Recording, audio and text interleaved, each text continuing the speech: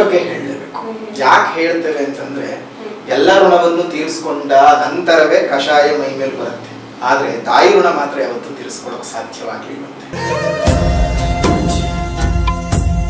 ಕಾಶಿ ಮಠ ನಮ್ಮ ಗುರುಗಳಾಗಿದ್ದಂಥವ್ರು ಶ್ರೀ ಶ್ರೀ ಶ್ರೀ ಶಿವನಾಗೇಂದ್ರ ಸರಸ್ವತಿ.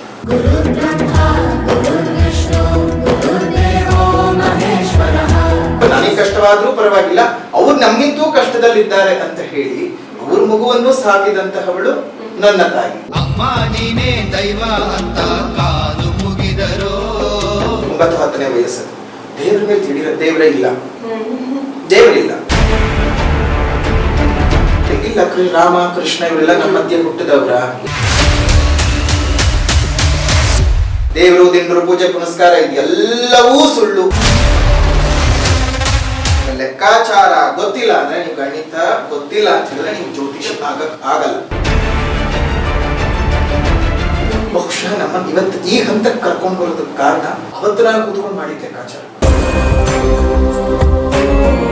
ಗಂಡ ಸತ್ತು ಹೋಗಿದ್ರು ಅವನ ನೆನಪಿನಲ್ಲೇ ಅರಿಶಿನ ಕುಂಕುಮ ಇಟ್ಕೊಳ್ಳುವಂತಹ ಅನೇಕ ವಿಧವ ಮುತ್ತೈದರಿದ್ದಾರೆ. ಗಂಡ ಇದ್ದೂನು ಗಂಡನನ್ನ ಮರೆತು ಬದುಕ್ತಿರುವಂತಹ ಮುತ್ತೈದೆ ವಿಧವೆಯರಿದ್ದಾರೆ. ಯಾರು ಶ್ರೇಷ್ಠ ಇದ್ದಾರೆ?